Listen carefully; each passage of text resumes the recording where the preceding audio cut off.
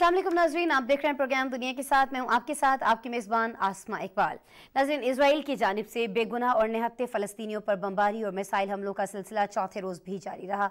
रात भर गाज़ा समेत मुख्तलिफ इलाकों में 200 से ज़ायद रिहायशी और कारोबारी इलाकों को निशाना बनाया गया। अब तक हमलों में 800 से ज़ायद फ़लस्तीनी शहीद और 4000 से ज़ायद ज़ख्मी हो चुके हैं, जिन्हें मुख्तलिफ अस्पतालों तक पहुँचाना भी मुहाल हो चुका है। फ़लस्तीनियों को पानी, बिजली और खुराक की सप्लाई भी मुअत्तल है। यूरोपीय यूनियन ने भी फ़लस्तीनियों के लिए इमदाद बंद करने का ऐलान किया है। उधर हमास ने धमकी दी है कि अगर शहरी आबादी पर सेहूनी हमले बंद न किए गए तो इजरायली यरगमाल अफराद को हलाक कर दिया जाएगा। सऊदी वली अहद शहजादा मोहम्मद बिन सलमान ने फ़लस्तीनी सदर महमूद अब्बास के साथ टेलीफोनिक राबिता किया और उन्हें अपनी मुकम्मल हिमायत का यकीन दिलाते हुए कहा कि सऊदी अरब मसला फ़लस्तीन के हल और जंग के फौरी खात्मे का हामी है। रूस और शिमाली कोरिया का कहना था कि आज़ाद और खुद मुख्तार फ़लस्तीनी रियासत का क़याम ही मशरिक़ वुस्ता में अमन का हकीकी ज़ामिन होगा। दोनों मुल्कों ने इस खुरेजी का जिम्मेदार इसराइल को ठहराया है, जबकि तुर्की के सदर ने भी इसराइली हम मनसब से राबिते में कहा कि जंग के दौरान फ़लस्तीनी आबादी को निशाना बनाने से गुरेज किया जाना चाहिए। अच्छा नाज़रीन, ये जो जंग है इसकी तब्दील होती भी सूरत हाल पर, इसके नताइज पर और अभी जो सिचुएशन है उस पर हम यकीनन बात कर रहे होंगे। मुझे ज्वाइन करेंगे रशीद साफ़ी साहब, सीनियर तज्ज़ियाकार, लेकिन उससे पहले जंग की ताज़ा तरीन सूरत हाल पर आपको एक रिपोर्ट दिखाता।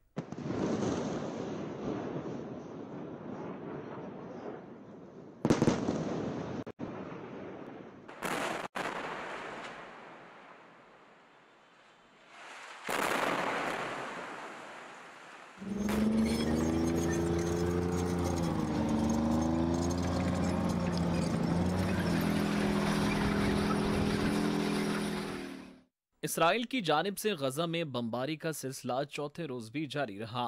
हमलों में हमास के ठिकानों और रिहायशी इमारतों को निशाना बनाया गया, जिसमें अब तक 800 के करीब फ़लस्तीनी शहीद हो चुके हैं, जिनमें से 200 से ज़ायद बच्चे और ख़वातीन भी शामिल हैं, जबकि 4000 अफराद जख्मी हो चुके हैं। साहूनी फौज की जानिब से रात भर रॉकेटों और मिसाइल हमलों से गजा की पट्टी में 200 से ज़ायद मकामात को निशाना बनाया गया। इसराइली फिजाई हमलों में 2 फ़लस्तीनी सहाफ़ी भी शहीद हुए। हमास और हिजबुल्लाह की जानिब से इसराइली हमलों का भरपूर जवाब दिया जा रहा है।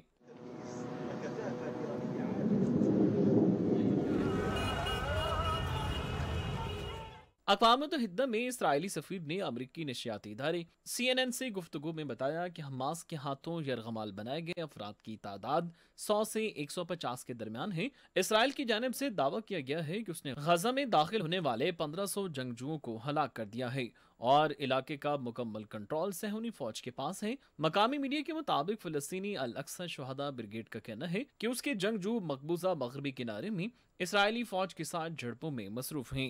जंगजुओं ने नाबलस और जैनन में इसराइली फोर्सेस की गाड़ियों को निशाना बनाया। इसराइली फौज ने गजा का मुहासरा करके फ़लस्तीनियों के पानी, बिजली और खुराक की सप्लाई मुअत्तल कर रखी है। दूसरी जानिब सऊदी अरब का कहना है कि उनका मुल्क फ़लस्तीनी कौम के साथ खड़ा है। वो चाहते हैं कि फौरी तौर पर जंग बंदी हो जाए। रूस के वज़ीर ख़ारजा सरगई लारोफ से अरब लीग की सरबराह अहमद अबू अल-गैत ने मुलाकात की और गजा में होने वाली झड़पों पर तबादला ख्याल किया। रूसी वज़ीर ख़ारजा सरगई लारोफ ने मीडिया से गुफ्तगू में कहा कि आज़ाद और खुद मुख्तार फ़लस्तीन रियासत का क़याम ही मशरिक़ वुस्ता में अमन का ज़ामिन है। शुमाली कोरिया ने गजा में खूनरेज़ी का जिम्मेदार इसराइल को करार दे दिया है और कहा कि गजा और इसराइल के दरमियान झड़पें इसराइल की फ़लस्तीनी अवाम के खिलाफ मुसलसल मुजरिमाना कार्रवाइयों का नतीजा है। इसराइल और फ़लस्तीन मसले का हल आज़ाद फ़लस्तीनी रियासत का क़याम है। तुर्की के सदर ने अपने इसराइली हम मनसब से टेलीफोनिक राब्ता किया, हमास की आड़ में निहत्ते फ़लस्तीनियों को निशाना बनाने से गुरेज करने का मुतालबा किया और इलाके में अमन के लिए 2 रियासी फार्मूले पर भी जोर दिया। गजा पट्टी में इसराइली जारहियत पर बहस के लिए अरब वज़ीर ख़ारजा का गैर मामूली इजलास कल होगा। अरब लीग की मामून सेक्रेटरी जनरल हसाम ज़की ने बताया कि फ़लस्तीन की दरख्वास्त पर बुलाया गया है। मौजूदा सेशन के सरबराह की हैसियत से मराकेश इजलास की सदारत करेगा। दूसरी जानिब यूरोपीय यूनियन की जानिब से इसराइल की हिमायत में तरक्याती कामों के हवाले से फ़लस्तीन की इमदाद बंद कर दी गई है, जिसकी अहम यूरोपीय मुल्क स्पेन ने मुखालफत की है और उसे नामुनासिब इकदाम करार दिया है। जंग की ताज़ा तरीन सूरत हाल पर रिपोर्ट आपने देखी। कुछ मजीद चीज़ें जान लेते हैं रशीद साफ़ी साहब से, सीनियर जर्नलिस्ट हैं, सीनियर तज्ज़ियाकार हैं, वीडियो लिंक पर हैं, उनसे बात करते हैं। अस्सलाम वालेकुम रशीद साहब। वालेकुम अस्सलाम। रशीद साहब बहुत शुक्रिया मेरे प्रोग्राम के लिए वक्त निकाल रहे हैं। रशीद साहब, हमने देखा कि यूक्रेन और रशिया का मामला हो या फिर फ़लस्तीन या इसराइल का मामला, जो यूरोपीय ममालिक हैं ख़ास तौर पर, वो हमें उसी जानिब खड़े दिखाई देते हैं जिस जानिब अमेरिका खड़ा हुआ दिखाई देता है, और बहुत सारी जगहों पर कुछ ना कुछ ऐसी हरकतें भी की जा रही हैं जो जंग के दौरान भी जिनकी इजाज़त नहीं होती है, जैसे कि फ़लस्तीन के लोगों का पानी तक जो है वो बंद कर दिया गया है, और उसके बाद फिर उल्टा जो मजम्मत है वो भी गाज़ा ही की जा रही है, वो भी फ़लस्तीन ही की जा रही है। अच्छा, जो फ़लस्तीन ने किया है उस पर बहुत बड़ा और बहुत भरपूर रिएक्शन जो है वो इन ममालिक का आया है, लेकिन जो कुछ इतने दहाइयों से फ़लस्तीन के साथ होता रहा है इजराइल की जानिब पर, उस पर हमने कभी कोई इस तरह की आवाज़, तो क्या हमने कभी कोई आवाज़ ही नहीं सुनी साफ़ी साहब? तो ये दोहरा मैार आपको नहीं लगता कि इस जंग के बाद बिल्कुल ही वाज़ेह होकर सामने आ गया है? जी आसमा, मुझे याद है कि तकरीबन 1 साल पहले जब गजा की पट्टी पे इसराइल ने हल्ला बोल दिया था, आप ही के प्रोग्राम में हमने उस पर कई मरतबा बात की थी, और उस वक्त भी हमने आलमी बिरादरी की ज़मीर को झंझोड़ने की कोशिश की थी, लेकिन कोई सुनवाई नहीं हुई थी। और उस वक्त बस यही था कि हाँ, ये इसराइल का लेजिटिमेट हक है कि वो जो भी करे वो अपनी सिक्योरिटी के लिए और अपनी सरहदों की हिफाजत के लिए कोई भी इकदाम कर सकते हैं। आज जो हमास ने किया है उस पे सबसे पहले चीखा है अमेरिका, उसके बाद बरतानिया ने शोर मचाया है, फिर फ्रांस जो है वो वावेला करने लगा है, और अब जर्मनी जो है उनको भी बड़ी तकलीफ हुई है। सिक्योरिटी काउंसिल का इजलास इसी वजह से बेनतीजा खत्म हुआ है आसमा, कि ये जो दुनिया की 3 ताकतवर तरीन ममालिक है इन्होंने अपोज किया। मुझे दाद देनी पड़ रही है इस वक्त रूस को और चाइना को, जिन्होंने इस बर्बरियत को और इसराइल का जो ओवरऑल रवैया है, उसने हमास के इस मौजूदा जो उनके जो इक़दाम था उसको एक साइड पे रखते हुए बात की है कि बात करेंगे तो बात शुरू होगी 1948 से, जब उस वक्त की काबिज बरतानवी राज में 2 कौमी रियासत का तस्वुर पेश किया गया, और जोर जबरदस्ती दुनिया भर से आबाद यहूदियों को नाजायज तरीके से एक रियासत दी गई और फलस्तीनियों को एक महदूद इलाके तक महदूद कर दिया गया था। अब जो दुनिया है और इसराइल है, उस मुआहदे को यानी 1960 से पहले की जो सिचुएशन थी उसको भी मानने के लिए तैयार नहीं है। रूस ने सिर्फ आवाज उठाया जो पाकिस्तानी मौक़िफ़ के इंतहाई करीब है। पाकिस्तान यही कहता है कि जो फलस्तीन में जो मसला है वो तभी हल होगा जो 2 रियासती थ्योरी है जब उस पर अमल होगा, गरचे वो भी गैर मुनसिफाना है। 1947 से पहले यहाँ पे इसराइल नाम की कोई रियासत नहीं थी, लेकिन उस वक्त की गासिब बरतानवी राज ने जोर जबरदस्ती से दुनिया भर से यहूदियों को ला के आबाद करके एक दूसरी रियासत इसराइल की कायम कर दी थी। रूस ने सिर्फ ये बात की है। ये जो आपने 2 रियासती हल की बात की है, कुछ इसी तरह की खबरें हमें सऊदी अरब की जानिब से भी के हवाले से भी हमारे सामने आ रही थी कि शायद कहीं ना कहीं सऊदीया ये चाहता है कि 2 रियासती हल जो है वो निकाला जाए और फिर उसके बाद इजराइल से जो अपने ताल्लुकात हैं उनको मजबूत बनाए, लेकिन उसके पास एक जवाज़ हो कि देखिए जी मैंने कुछ ना कुछ हुकूक तो जो है वो फ़लस्तीन वालों को दिलवा दिए हैं। लेकिन फिर हम देखते हैं कि इतना बड़ा ये जो एक जंग की जो सिचुएशन है वो क्रिएट हो जाती है, और फिर उसमें हम देखते हैं कि सऊदी वली अहद जो हैं वो ख़ुद टेलीफोन करते हैं फ़लस्तीन के सदर को, महमूद अब्बास से वो राब्ते में कहते हैं कि बिल्कुल जी हम आपके साथ खड़े और कोई ना कोई इसका हम हल निकाल देंगे। आपको लगता है कि जितनी सिचुएशन अब बिगड़ चुकी है, अब अगर इंटरवीन किया जा रहा है सऊदी अरेबिया की जानिब से तो सिचुएशन कुछ बेहतर हो सकती है, कोई एग्रीमेंट हो सकता है सीज़ फायर के लिए? साफ़ी साहब जी, मैं उसी तरफ आना चाह रहा था। उस वक्त जो 2 रियासती तस्वुर जो पेश किया गया था उसको फलस्तीनियों ने बादल नाख्वास्ता तस्लीम कर दिया था, लेकिन आप जानती है कि 1948 में उसके फौरन बाद उर्दन ने, मिस्र ने, इराक ने और लिबनान ने मिलके इस फैसले की मुखालिफत की थी, और पहली जो अरब इसराइल जंग थी वो छिड़ गई थी। लेकिन बदकिस्मती से उसमें अरब इत्तेहाद को जो है शिकस्त का सामना करना पड़ा। उसके बाद फिर 60 की दिहाई में, फिर 70 की दिहाई में,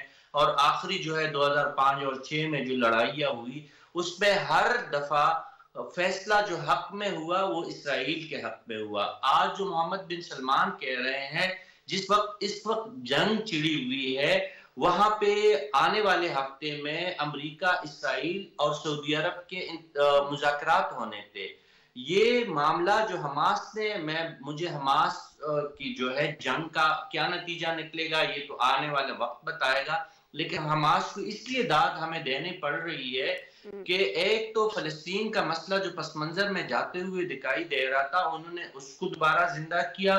दूसरा, उन्होंने जो इसराइल का एक गुरूर और तकब्बुर था, जो आयरन डोम की टेक्नोलॉजी उनके पास थी, जो बड़ी फौज का जो उन्हें एक पूरा जो एक वो उसमें भी मुब्तला थे, तकब्बुर में मुब्तला हो चुके थे कि वो नाकाबिल तस्खीर है और नाकाबिल हमला है। उन्होंने इस तकब्बुर को और इस गुरूर को खाक में मिला दिया है। मुझे पता है कि इसका जो ज्यादा नुकसान होगा वो फलस्तीनी अवाम को हो रहा है। आप शुरू में जो बता रही थी कि गजा की 41 किलोमीटर की पट्टी पे जो वहां पे जरूरी अशिया है, जिस तरह पानी है, गैस है, बिजली है, जो अशिया खुर्दनोश थे, उसकी सप्लाई जो हो रही है वो इसराइल के रास्ते हो रही है। और अब भी उन्होंने मुहासरा करके ना सिर्फ बिजली काट दी है, पानी काट दिया, खुर्दनोश की सप्लाई को खत्म कर दिया है। ये सारी चीजें जो है वो फलस्तीनी अवाम के खिलाफ जा रही है। लेकिन ब्रॉडर सेंस में जो मैं बात कर रहा था कि आलमी कुव्वत है वो हमेशा इसराइल की पुष्पनाई करती रही है। आज तक जितनी 4 बड़ी जंगी हुए हैं और 50 साल बाद जो इसराइल ने पहली दफा जंग डिक्लेयर की है, बेंजामिन नेतन्याहू ने जो ऐलान किया कि गजा की पट्टी को वो मलबे का ढेर बना देंगे, और वो ढेर बना रहे हैं, और पूरी जो मगरिबी दुनिया है उनकी पुष्ट पे कड़ी है।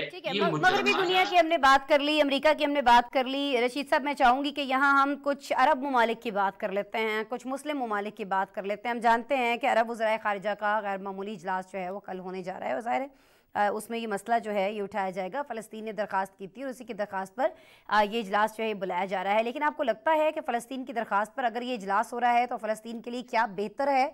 क्या ये अरब ममालिक कर सकते हैं? वो फैसले भी किए जाएंगे?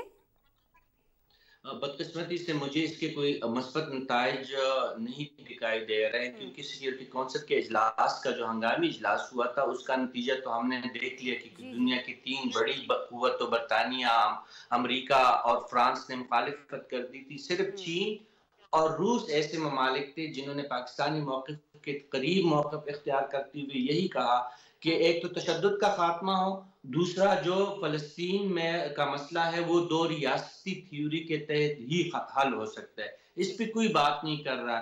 सऊदी अरब ने अच्छा स्टांस लिया है। आज जो मोहम्मद बिन सलमान का आपने जिक्र किया वो भी उनका अच्छा स्टांस है। टेलीफोनिक राब्ते उन्होंने की है, और इसमें सबसे बड़ा जो किरदार है वो ईरान का बनता है। उन्होंने ये बात एक तो वाज़ेह कर दी कि हमास और हिज़्बुल्लाह के उनको एक इखलाकी तायीद जरूर हासिल है, लेकिन हमास के जो तूफान अक्सा ऑपरेशन है उससे ईरान का कोई ताल्लुक नहीं है। इसलिए अगर ईरान पे एग्रेशन करने की कोशिश की गई तो ईरान ने वाज़ेह कर दिया कि ईरान इसका भरपूर जवाब देगा। उसके साथ साथ जो रूस का स्टांस है वो मुनासिब है, चाइना का स्टांस है, पाकिस्तान का स्टांस है, सऊदी अरब का स्टांस है वो मुनासिब है, और तुर्की ने भी इंतहाई वाशिगाफ अल्फाज में कह दिया है कि जो गजा की पट्टी में इस वक्त इसराइल की बर्बरियत जारी है वो नाजायज है, और उन्होंने सालिसी की पेशकश भी कर दी है कि अगर इसराइल चाहता है तो तुर्की सालिसी करने के लिए भी तैयार है। वो हिज़्बुल्लाह और हमास दोनों ग्रुपों पे वो अपना एक जो है असर रसूख उनका रहता है तुर्की का। और आप जानते हैं कि इस्माइल हानिया जो हमास की सरबराह है, उनके बारे में यही ख्याल है कि वो तुर्की में रिहाइश पजीर है।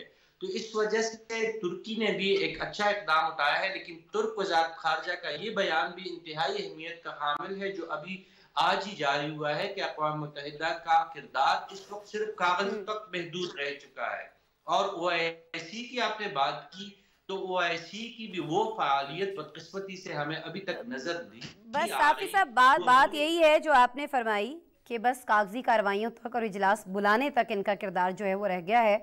और ऐसा सिर्फ मसला फ़लस्तीन के अंदर नहीं देख रहे हैं हम, ऐसा हम मसला कश्मीर के अंदर भी देख रहे हैं, और भी बहुत सारे ममालिक के अंदर जो भी सिचुएशन है। जैसे अफ़गानिस्तान का जो हम कल भी बात कर रहे थे अपने प्रोग्राम के अंदर, साफ़ी साहब के जो मुंजमद उसके असासे हैं, इतना बड़ा एक ज़लज़ला आता है जिसमें करीबन करीबन 3000 के करीब अफराद जो हैं उनकी जानें चली जाती हैं, क्योंकि ज़ाहिर है डेथ्स की तादाद बढ़ती जा रही है रोज़ बरोज़। मलबे तले जो लोग दबे हैं, उसके बावजूद कुछ अक़वाम मुत्तहिदा नहीं करा पा रहा है कि उनके मुजरिम असासे में से उनको कुछ दिलवा दे कि उनकी हेल्प हो जाए। और इस मामले में भी हम ये देख रहे हैं जो कश्मीर के साथ है वही फ़लस्तीन के साथ है। बहरहाल बहुत शुक्रिया रशीद साफ़ी साहब, आपने मेरे प्रोग्राम के लिए वक्त निकाला और अपने कीमती तज्ज़िये से हमें नवाजा। बहुत शुक्रिया सर आपका। प्रोग्राम में एक ब्रेक शामिल करते हैं, ब्रेक के बाद मिलते हैं आपसे दोबारा।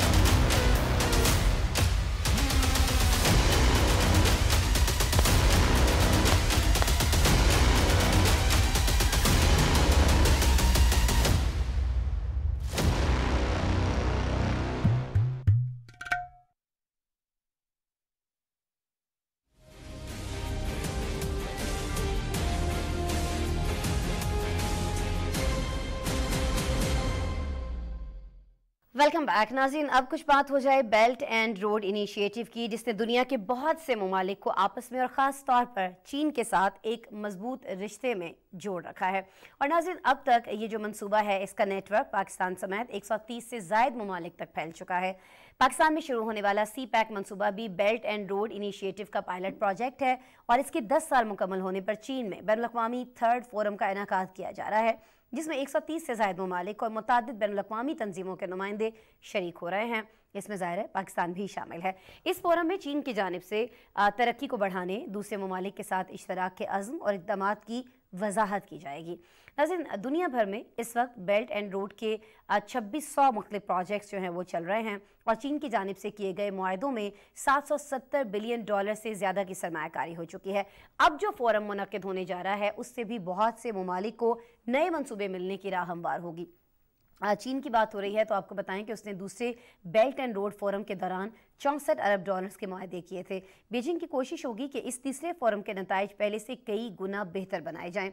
इस हवाले से हमारे साथ गेस्ट मौजूद होंगे कि प्लानिंग क्या है इस सारे फोरम को लेकर। ये जो तीसरा फोरम होने जा रहा है ये हम जानेंगे मोहम्मद ज़मीर असदी साहब से, जो कि माहिर हैं इंटरनेशनल अफेयर्स के। लेकिन उससे पहले ये जो सारा प्रोजेक्ट है, ख़ासतौर पर ये जो बेल्ट एंड रोड इनिशिएटिव है, इसके हवाले से हमारे पास एक स्पेशल पैकेज, एक स्पेशल रिपोर्ट आज मौजूद है, वो दिखाते हैं।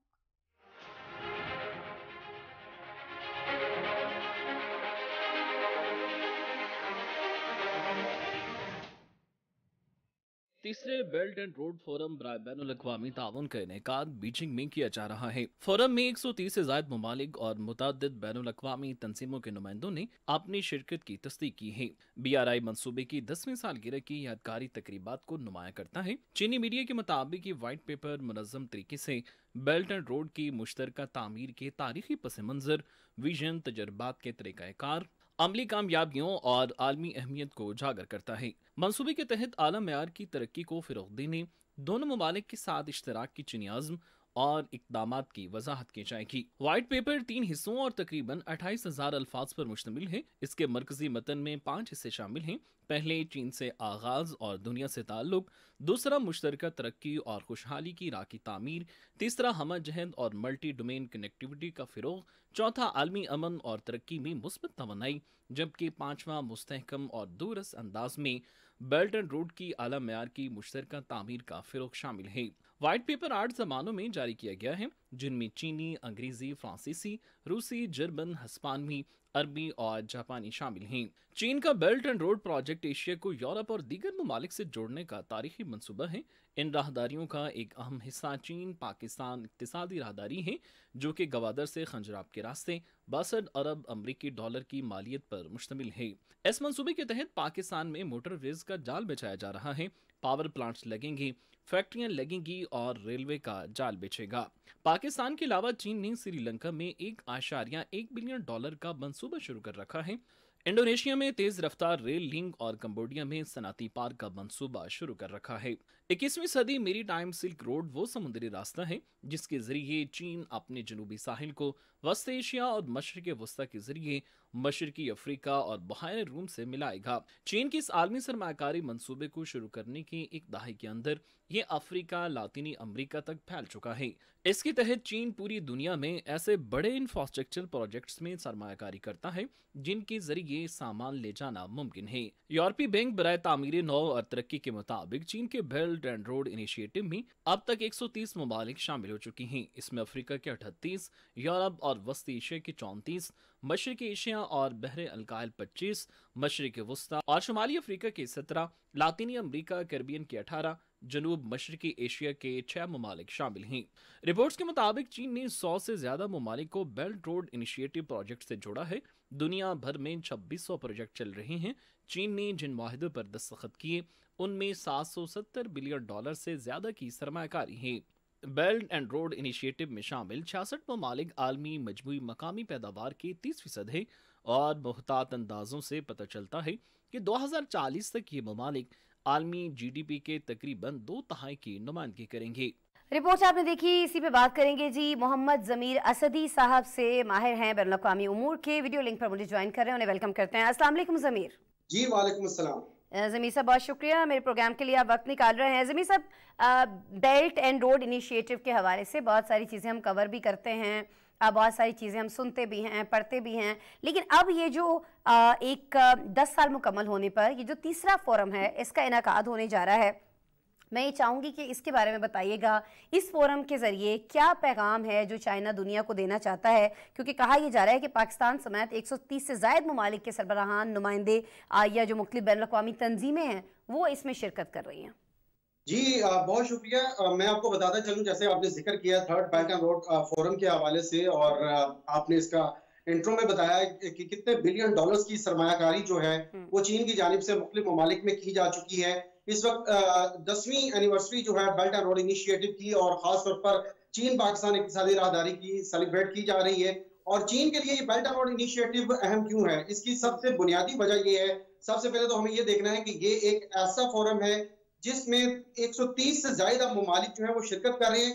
यूनाइटेड नेशंस के बाद जो सबसे बड़ी गैदरिंग अब होनी जा रही, जो यूनाइटेड नेशंस का एक एनुअल समिट होता है, उसके बाद सबसे बड़ी गैदरिंग चीन में होने जा रही है। तो चीन को ये एजाज हासिल है कि 130 से ज्यादा ममालिक को बीजिंग में चीन जो है वो होस्ट करने जा रहे हैं। और चीन ने जब से belt and road initiative launch किया है, उसकी इंपॉर्टेंट उनके लिए ये है, न सिर्फ उनके लिए बल्कि दुनिया भर के उन ममालिक के लिए जो कि बेल्ट एंड रोड इनिशिएटिव के तहत चीन के साथ मिलकर एज अ पार्टनर काम कर रहे हैं, कि चीन ने पूरी दुनिया के लिए डेवलपमेंट पैटर्न जो है वो चेंज कर दिए हैं। वो मेंटालिटी जो है वो अब रद्द हो चुकी है, और वन सम गेम यानी कि शेयर्ड फ्यूचर की बात की जा रही है, विन विन सिचुएशन की बात की जा रही है, और म्यूचुअल कंसल्टेशन की बात की जा रही है। तो बेल्ट एंड रोड इनिशिएटिव के जो प्रोजेक्ट्स हैं, इन प्रोजेक्ट्स ने न सिर्फ दुनिया को एक दूसरे से जोड़ा है, दुनिया की एक दूसरे के साथ जो तिजारत है उसको फैसिलिटेट किया है, कनेक्टिविटी को बेहतर बनाया है, और आवाम के माबैन जो राब्ते हैं न सिर्फ चीन के पार्टनर कंट्रीज के दरमियान बल्कि बेल्ट एंड रोड इनिशिएटिव के जो ममालिक हैं उनके माबैन भी पीपल टू पीपल जो कांटेक्ट है वो बहुत मजबूत हुआ है।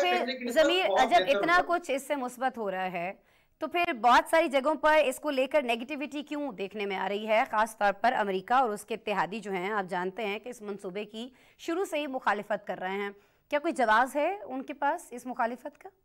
देखिए, चीन की जो सफारतकारी है और चीन की जो मुआशी सूरत हाल है, गुज़िश्ता अगर हम 20 दहाइयों में देखें, जब से चीन WTO का हिस्सा बना 2001 के बाद से, वो बहुत बेहतर हुई है। और चीन ने मुआशी तौर पर और सफारती तौर पर दुनिया भर में अपनी पोजीशन को बहुत बेहतर बनाया है, और चीन की सफारती और जो मुआशी जो पोजीशन है, जो उनका स्टांस है, उसको आलमी कम्युनिटी की जानिब से भरपूर पजीराई भी मिली है और अटेंशन भी मिली है। और चीन की यही जो मेंटालिटी है, ये जो अप्रोच है, इस अप्रोच के साथ दुनिया ने जो चलना है वो उसको जो है ना वो बेहतर माना है और उसको अडॉप्ट किया है। अब अमेरिका और वेस्टर्न जो कंट्रीज हैं उनका क्या प्रॉब्लम है, उनकी जानिब से रिजेक्ट क्यों किया जाता है बेल्ट एंड रोड इनिशिएटिव और दीगर जो डेवलपमेंट जो इनिशिएटिव्स हैं चीन की जानिब से अनाउंस किए जाते हैं, उसकी बुनियादी वजह ये है कि बेल्ट एंड रोड इनिशिएटिव के लॉन्च किए जाने के बाद से अब तकरीबन 130 ममालिक, जैसा कि आपने जिक्र किया, अब बीजिंग में इकट्ठे होने चाह रहे हैं। तो अमेरिका ये समझता है कि अमेरिका के जो पुराने इत्तेहादी थे उसमें यूरोपीय यूनियन के ममालिक भी शामिल हैं और उसमें G20 के ममालिक भी शामिल हैं, उसमें साउथ एशिया में जो अमेरिका के बड़े क्लोज अलाई समझे जाते थे या साउथ ईस्ट एशिया में जो समझे जाते थे, वो तमाम ममालिक बड़ी तादाद में बेल्ट एंड रोड इनिशिएटिव का हिस्सा बन चुके हैं। अमेरिका ये समझता है कि चीन इस बेल्ट एंड रोड इनिशिएटिव के जरिए और इसकी वजह से अमेरिका की जो डिप्लोमेटिक एक पोजीशन है उसको धचका जो है वो लग रहा है, धचका पहुंच रहा है, और अमेरिका इस वजह से मगरबी ममालिक के साथ मिलकर इस इनिशिएटिव को जो है वो रिजेक्ट करते रहते हैं। लेकिन अब चूंकि 130 ममालिक का फिगर इस वक्त हमारे सामने मौजूद है, तो इसका मतलब ये है कि बेल्ट एंड रोड इनिशिएटिव को इंटरनेशनल कम्युनिटी ने एक्सेप्ट किया है, वेलकम किया है और चीन के साथ हाथ से हाथ मिलाकर वो चलना चाहते हैं। बिल्कुल, और ऐसा ही कुछ तस्करा हो रहा है ज़मीर, एक तीसरे फरीक का जो पाकिस्तान में ज़ाहिर है कि बेल्ट एंड रोड फोरम में लेकर CPEC को लेकर जो मंसूबे जारी हैं उसमें कहा जा रहा है कि एक तीसरा फरीक मुल्क जो है वो आने जा रहा है। कौन सा ये मुल्क है? अगर आपके पास कुछ इस बारे में कोई इन्फॉर्मेशन है, इत्तलात हैं, तो मैं ज़रूर चाहूँगी कि हम अपने देखने वालों को बताएं, और इसकी शमूलियत से खित्ते के ऊपर ख़ास तौर पर इसके क्या असरात मुरतब हो रहे होंगे और क्या बेहतरी इसमें आएगी जब पाकिस्तान और चाइना साथ हैं और ये तीसरा मुल्क भी जब शामिल हो जाएगा इसमें। देखिए, तीसरे मुल्क के हवाले से अगर हम गुज़िश्ता 3 से 4 सालों में देखें तो न सिर्फ मिडल ईस्ट के जो ममालिक हैं, जो सऊदी अरब है, जो UAE है, इनकी तरफ से जो है पाकिस्तान के साथ भी और चीन के साथ भी बहुत ज्यादा ये निगोशिएशन में ये बात रही है कि CPEC का वो भी हिस्सा बनना चाहते हैं। और हमने कुछ देखा है ऐसे इन्वेस्टमेंट पैकेजेस सऊदी अरब और UAE की जानिब से अनाउंस किए गए कि CPEC के तहत गवादर में ऑयल रिफाइनरी जो है वो भी लगाई जा सकती है और CPEC के तहत इससे भी बढ़कर जो है इन्वेस्टमेंट के प्रोजेक्ट्स पाकिस्तान में शुरू किए जा सकते हैं। तो अब ये देखना ये होगा कि आने वाले दिनों में ये मिडिल ईस्टर्न जो कंट्रीज हैं इनकी जानिब से CPEC का हिस्सा बना जाता है, जो तीसरा मुल्क है वो बनता है, या फिर एक तरफ ये बात होती है कि अफगानिस्तान में इस वक्त रिकंस्ट्रक्शन का जो फेज चल रहा है, अफगानिस्तान को जिस डेवलपमेंट पेस की जरूरत है, तो हो सकता है इम्कानात बिल्कुल मौजूद है कि अफगानिस्तान को CPEC का हिस्सा बना दिया जाए। अगर अफगानिस्तान CPEC का हिस्सा बनता है तो यकीनन अफगानिस्तान की जो तमीर और तरक्की है, और वो न सिर्फ पाकिस्तान उसको इंडोर्स करता है, वो खित्ते के लिए भी इंपॉर्टेंट है, वो सेंट्रल एशियन कंट्रीज के लिए भी इंपॉर्टेंट है, क्योंकि ये तमीर और तरक्की का अमल जो अफगानिस्तान का है वो अफगानिस्तान के लोगों के लिए जॉब अपॉर्चुनिटीज भी क्रिएट करेगा। और यकीनन चीन का जो माशी और सफारती एक इंपॉर्टेंट रोल है वो चीन को भी उसको प्ले करने का मजीद मौका मिलेगा। तो मुल्क कोई भी हो जब इसमें शामिल हो रहा होगा तो न सिर्फ उस मुल्क को फायदा हो रहा होगा, बल्कि जाहिर है कि जितने ममालिक इसमें बढ़ते चले जाएंगे उससे इस खित्ते के अवाम का फ़ायदा हो रहा होगा, क्योंकि ममालिक आपस में जब तिजारत कर रहे होंगे तो सिर्फ ये नहीं है कि उस मुल्क के लिए बेहतर हो रहा होता है, आस पड़ोस के जो ममालिक हो रहे होते हैं उसमें भी कहीं ना कहीं हमें इस खुशहाली की वजह से उन ममालिक के अंदर भी, पड़ोस के ममालिक के अंदर भी बेहतरी कहीं ना कहीं दिखाई दे रही होती है। और ज़ाहिर है कि ये मनसूबा तो शुरू ही बेहतरी के लिए किया गया है, मुस्बत सोच को लेकर किया गया है। बहुत शुक्रिया मोहम्मद ज़मीर असदी साहब, आप हमारे साथ मौजूद थे, अपना तज्जिया शेयर कर रहे थे। प्रोग्राम में एक ब्रेक ले लेते हैं।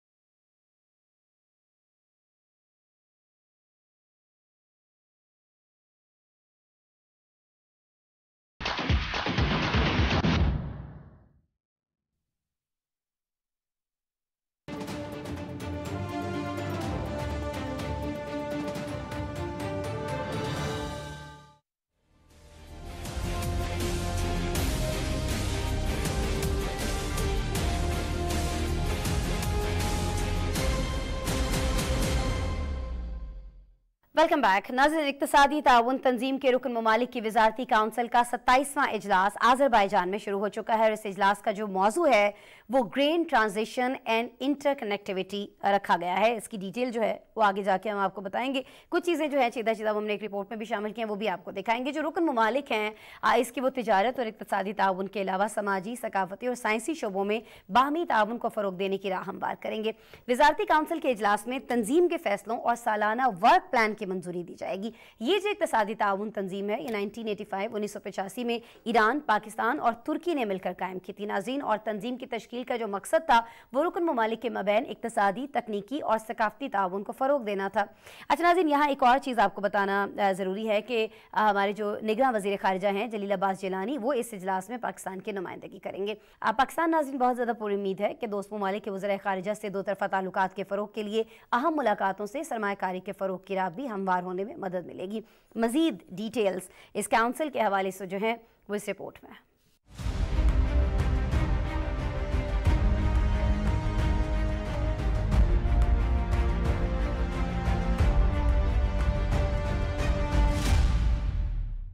इक़्तिसादी ताउन तंजीम के रुकन ममालिक के वज़राए ख़ारिजा कौंसिल का 27वां इजलास आज़रबाईजान के शहर शुशा में शुरू हो गया। इस साल इजलास का मौजू ग्रीन ट्रांजिशन और इंटरकनेक्टिविटी रखा गया। 27वें COM रुकन ममालिक तिजारती और इक़्तिसादी ताउन और समाजी, सकाफती, तकनीकी और साइंसी शोबों में बाहमी ताउन के जरिए खित्ते की पायदार इक़्तिसादी तरक्की की फ़रोग़ पर तबादला ख्याल किया गया। वज़ारती कौंसिल ECO के पॉलिसी साजी फोरम के तौर पर तंजीम के फैसलों और सालाना वर्क प्लान की मंजूरी देती है।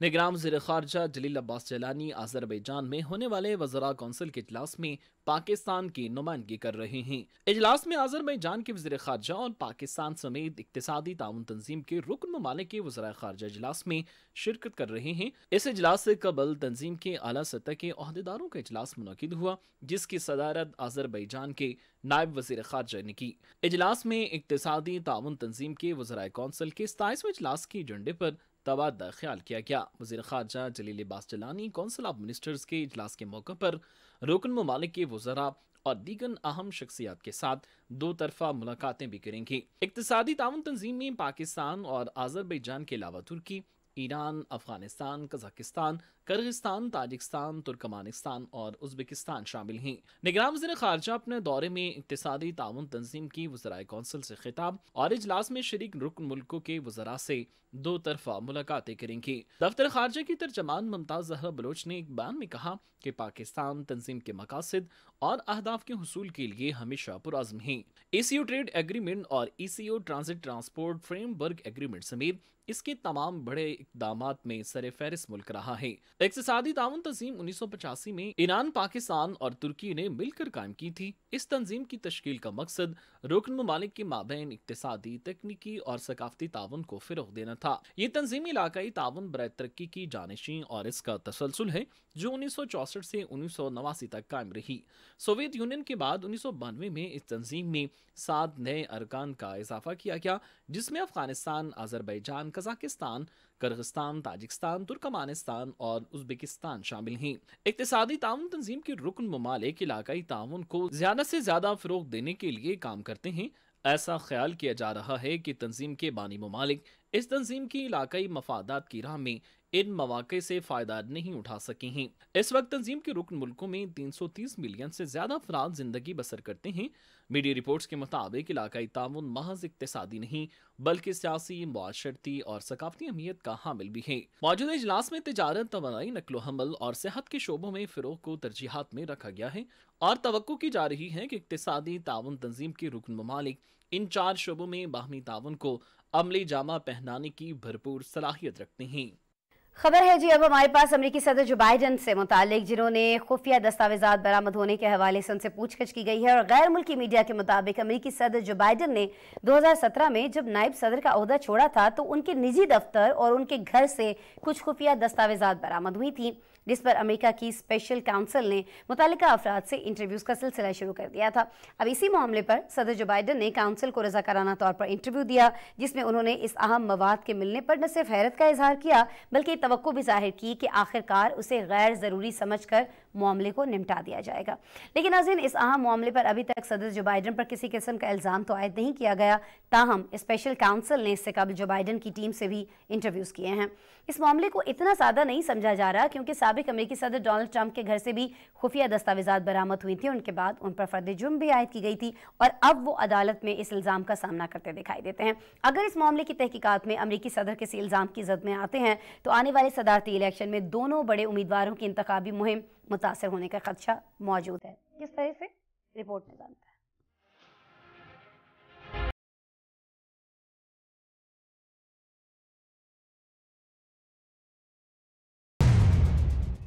अमेरिकी सदर जो बाइडन भी खुफिया दस्तावेजात बरामद होने के हवाले से पूछगछ की जद में आ गए हैं। गैर मुल्की मीडिया के मुताबिक अमेरिकी सदर जो बाइडन ने 2017 में जब नए सदर का ओहदा छोड़ा था तो उनके बाद उनके निजी दफ्तर और घर से खुफिया दस्तावेजात बरामद हुई थी। बताया जा रहा है कि स्पेशल कौंसिल ने सदर बाइडन का व्हाइट हाउस में इंटरव्यू लिया। मीडिया रिपोर्ट्स में कहा जा रहा है कि सदर जो बाइडन पर किसी जुर्म का इल्जाम नहीं लगाया गया। ताहम तफ्तीशी अफसर की जानिब से सदर का लिया गया इंटरव्यू कोई गैर मामूली बात नहीं है। जो बाइडन से ये तहकीकात हर नामी तफ्तीशी अफसर ने की जिसे अमरीकी अटॉर्नी जनरल ने तहकीकात की क़यादत के लिए मुंतखब किया था, जबकि तफ्तीशी अफसर ने साबिक सदर ट्रंप से भी घर से मिलने वाली खुफिया दस्तावेजात के हवाले से तहकीकात की थी। अमरीकी वकला की जानिब से बताया गया है कि खुफिया दस्तावेजात की पहली खेप 2 नवंबर को वाशिंगटन डीसी में सदर के कायम करदा थिंक टैंक बाइडन सेंटर से मिली थी, जबकि रिकॉर्ड की दूसरी खेप 20 दिसंबर को सदर के घर के गैराज से मिली थी। एक और दस्तावेज 12 जनवरी को घर में स्टोरेज की जगह से मिली थी। मीडिया रिपोर्ट्स के मुताबिक दस्तावेजात मिलने के बाद सदर जो बाइडन ने अपनी टीम को उन दस्तावेजात को कौमी आर्काइव और महकमा इंसाफ के हवाले करने का कहा। ताहम ये वाज़ेह नहीं कि सदर बाइडन ने उन दस्तावेजात को क्यों रखा। मीडिया रिपोर्ट्स के मुताबिक तफ्तीश खामोशी से आगे बढ़ रही है और अपने आखिरी मराहिल तक पहुंच चुकी है। यही तफ्तीशी टीम इससे कबल जो बाइडन के अमले से भी वसी इंटरव्यू किए थे। अमरीकी सदर का कहना है कि इस अहम मफाद की दरियाफ्त से हैरान हैं और उन्हें तवक्को है कि आखिरकार उसे गैर जरूरी समझा जाएगा। अमरीकी न्यूज एजेंसी ने कहा कि हर की टीम ने पहले बाइडन के अमले के दरमियान वसी इंटरव्यू किए थे। ताहम ये कहा जा रहा है कि अमरीकी सदर और व्हाइट हाउस इस तहकीकात के साथ ताउन कर रहे हैं। साबिक सदर डोनाल्ड ट्रंप अगले साल के सदारती इंतखाबात में बाइडन के मुमकिन रिपब्लिकन हरीफ को ओहदा छोड़ने के बाद खुफिया दस्तावेजात की मुबैना गलत हैंडलिंग पर अलग से मुकदमे का सामना है। इस केस के खुसूसी वकील जैक स्मिथ का कहना है कि ट्रंप मुबैना तौर पर खुफिया दस्तावेजात फ्लोरिडा में अपनी मार लागू स्टेट में ले गए और उन्हें वापस करने से इनकार कर दिया। चंद माह कबल साबिक सदर ट्रंप की मुबैना ऑडियो भी लीक हुई थी जिसमें वो खुफिया दस्तावेजात रखने का एतराफ कर रहे हैं। रिकॉर्डिंग में साबिक सदर को ये कहते हुए सुना गया था कि ये इंतहाई खुफिया बात है।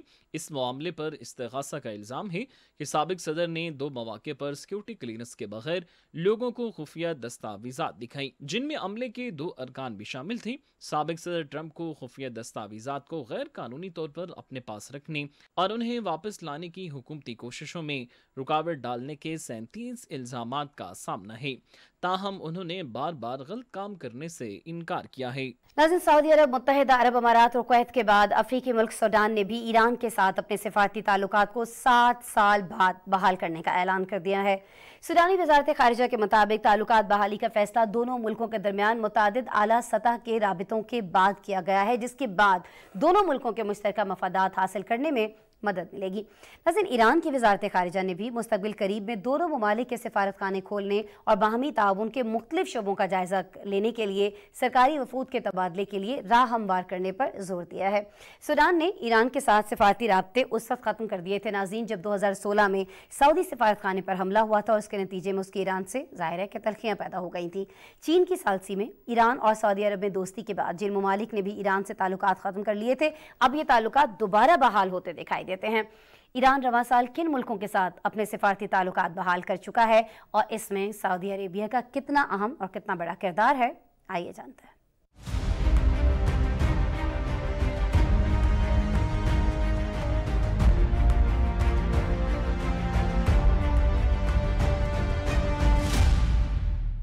सूडान ने ईरान के साथ दोबारा सिफारती ताल्लुकात बहाल करने का ऐलान किया है। दोनों मुल्कों के वज़राए ख़ारजा के दरमियान होने वाली मुलाकात के 3 माह बाद ये अहम पेशरफ सामने आई है। दोनों मुल्कों के माबैन 7 साल से ताल्लुकात मुनक़ता थी। अरब मीडिया के मुताबिक रवां साल 6 जुलाई को आज़रबाईजान के दारुल हुकूमत बाकू में ईरान के वज़ीर ख़ारजा हुसैन अमीर अब्दुल्लहन और सूडानी नायब वज़ीर ख़ारजा अलिया सादिक ने मुलाकात की थी।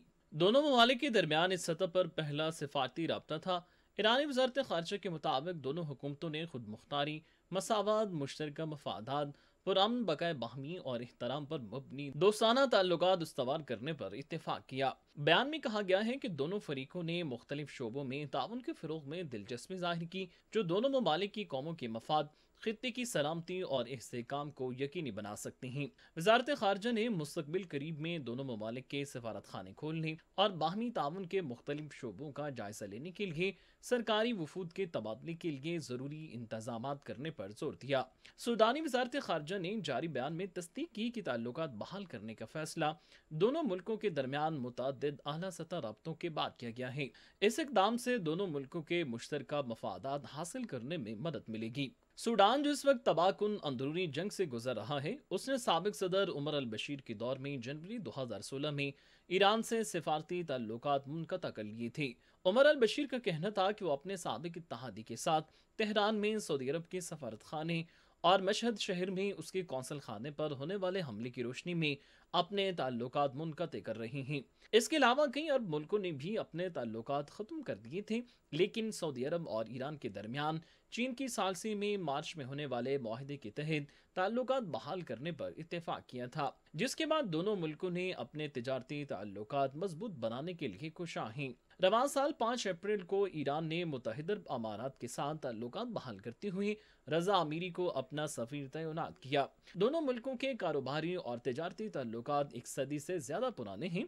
दुबई तवील अरसे से बैरूनी दुनिया से ईरान के अहम रवाबित का जरिया रहा है। ईरान ने रवां साल ही कुवैत समेत दीगर खलीजी रियासतों के साथ अपने ताल्लुकात को मजबूत और मुस्तहकम बनाया है। नाज़रीन, रिपोर्ट आपने देखी। इसके साथ ही आज के प्रोग्राम में इतना ही। कल दोबारा आपसे मुलाकात हो रही होगी। अपना बहुत सा ख्याल रखिएगा। अल्लाह ने के बाद।